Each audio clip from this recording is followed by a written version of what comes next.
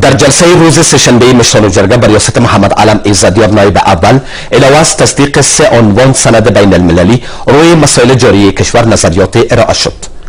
موافقتنامه کشور میزبان میان دولت جمهوری اسلامی افغانستان و دکتران بدون سرحد کنوانسیون منع شکنجه و سایر رفتارها و مجازات ظالمانه غیر انسانی یا تحقیرآمیز و موافقتنامه میان وزارت امور داخلی کشور با ازبکستان در عرصه مبارزه با قاچاق مواد مخدر، مواد نشه‌آور و مواد پیشساز آن که در کمیسیون امور بین المللی و سایر کمیسیون‌ها مورد مطالعه و تدقیق قرار گرفته بود توسط سناتوران لطیف خان جواندی و سید صفی الله هاشمی ارائه و به اتفاق آرا مورد تصدیق قرار گرفت.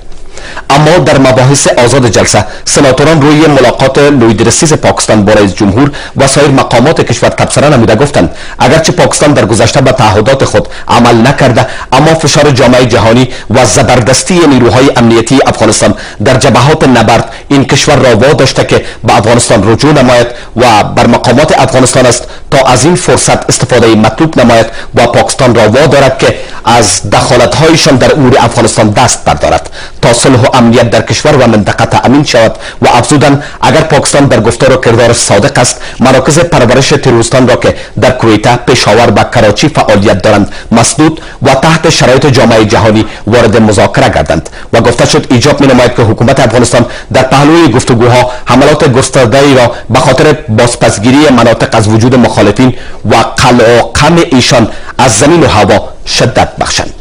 سناتوران در صحبت‌هایشان با اشاره به حمله مرگبار در لاس ویگاس در ایالات نوادای امریکا که گفته می‌شود 59 نفر کشته و صدها تن دیگر مجروح شدند گفتند تروریسم مذهب، مرز و جغرافیایی را نمی‌شناسد. باید علیه این پدیده ایشون که دشمن همه بشریت است مبارزه جدی صورت گیرد. در جلسه در حالی که از ناامنی‌ها در ولسوالی چوره ولایت اروزگان و ولسوالی شیبر ولایت بامیان یادآوری گردید گفته شد به تازگی نیروهای زمینی اردوی ملی در ولسوالی گرشک ولایت هلمند از سوی قوت‌های هوایی کشور هدف قرار گرفته که در نتیجه آن شماری از منصوبان نظامی جام شهادت را نوشیده اند که باید این مسئله طور جدی بررسی گردد زیرا چندمین بار است که حوادث مشابه رخ می‌دهد.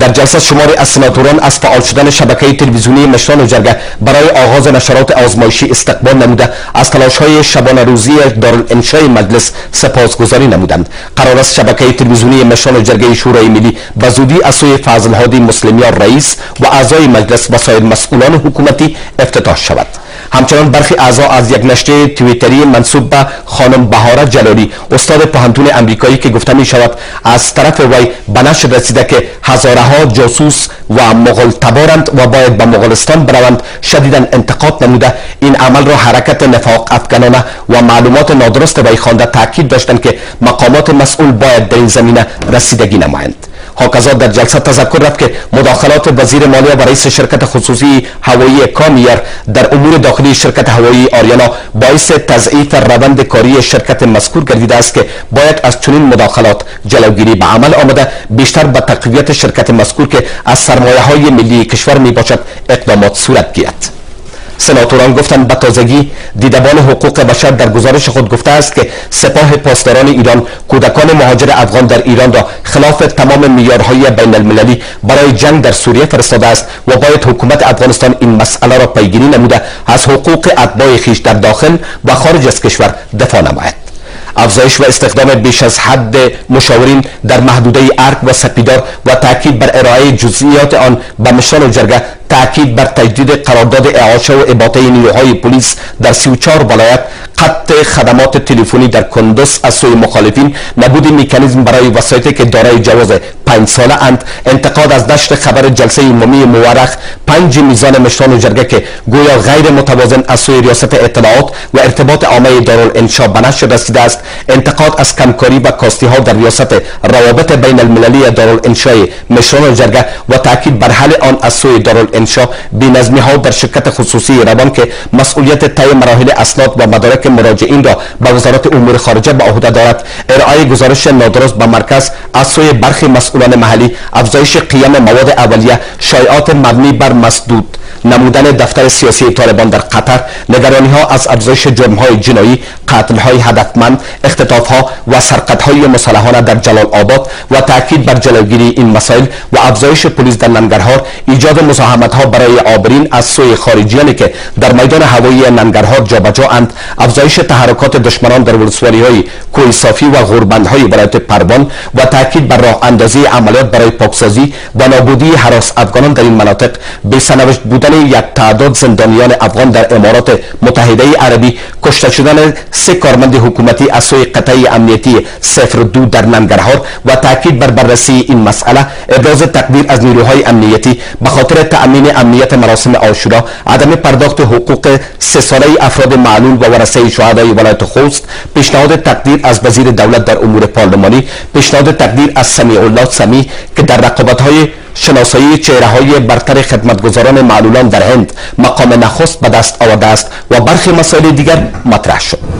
در جنبندی مباحث، نخست محمد علم عزتیار نایب اول مشران جرگه با اشاره به حادثه مرگبار در لاس ویگاس ایالات متحده آمریکا که 10 تن کشته و صدها نفر مجروح شدند گفت حمله‌ای که در آنجا صورت گرفت وحشتناک و غیر انسانی می باشد. امیدواریم که جامعه آمریکا در برابر حملات تروریستی بی تفاوت نبوده با تروریستان بدون کدام فرق با قاطعیت برخورد نماید. موصوف از تلاش‌های نیروهای امنیتی جهت تأمین امنیت مراسم 10 محرم و همکاری مردم با این نیروها ابراز قدردانی کرد. به همین ترتیب بمباردمان یک پوسته امنیتی در ولایت هلمند توسط هلیکوپترهای اردوی ملی را تأسف بار دانست و ضمن تأکید بر بررسی همه‌جانبه، شناسایی و مجازات عاملین این حمله بر روح شهدای نیروهای امنیتی و حادثه انتحاری اخیر در شهر کابل اتحاف دعا نمود. به همین ترتیب استخدام مشاورین رهبران حکومت وحدت ملی را از صلاحیت‌های آنان دانسته افزود. ایجاب می‌کند در گماشته شدن مشاورین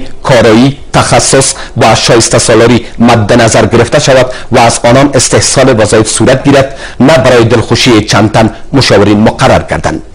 عزتیار از ملاقات کمیته رؤسای مجلس با رئیس جمهوری کشور نیز یادآوری کرد و گفت در این ملاقات روی مسائل مهم ملی و بین المللی، دیدگاه‌ها و پیشنهادات ارائه و نیز حکم آغاز نشرات شبکه تلویزیونی مشران جرگه از سوی رئیس جمهوری کشور به امضا رسید.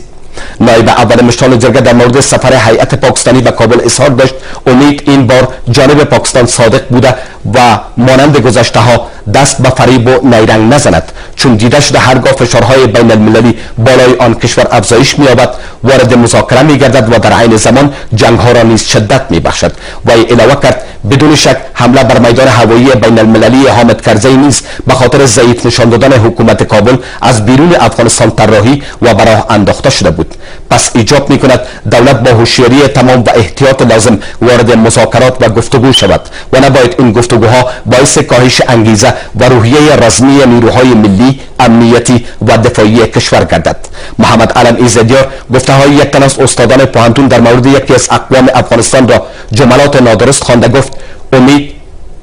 به تصحیح آن پرداخته شود، در غیر آن چنین اظهارات مردود بوده و مقامات مسئول باید در چنین موارد دست به کار شده به هیچ کس حق توهین به اقوام با هم برادر افغانستان را ندهند. همچنان در مورد شکایت باصله از قراردادی‌های وزارت امور داخله خاطر نشان ساخت که در این زمینه مشکلات و گفته‌های مختلف وجود دارد. صداهای بلند شده‌ای که در کمیته تدارکات ملی زمینه فساد فراهم گردیده است، اما مسئولین مدعی‌اند که جلوه فساد گرفته شده، به هر حال باید به نگرانی‌های موجود پایان داده شود. موصوف از مسئولین امنیتی خواست که مشکلات امنیتی و کاستی‌های موجود در ولایت‌های پروان، بامیان، ارزگان و ننگرهار توجه و رسیدگی لازم نمایند. رئیس جلسه شرکت هوایی آریانا افغان را شرکت تاریخی و موضوع ملی دانست و از رهبران حکومت و ادارات ذی‌دخل خواستار آن شد که شرکت یاد شده را جدا حمایت نماید. به همین گونه اعزام اطفال و نوجوانان مهاجرین افغان از سوی ایران را نگران کننده تلقی نموده بیان داشت که متاسفانه از محرومیت و آوارگی آنان استفاده صورت میگیرد و باعث فریب جوانان می شود که باید در زمینه وزارتخانه‌های امور خارجه، امور مهاجرین و عودت کنندگان وارد عمل شده با مقامات مسئول ایرانی در تماس شوند و نیز شماری از موضوعات مهم را جهت بررسی به کمیسیون‌های مربوطه مشران جرگه راجع ساخت تا طی جلسات با مقامات حکومتی مطرح بحث قرار گیرد.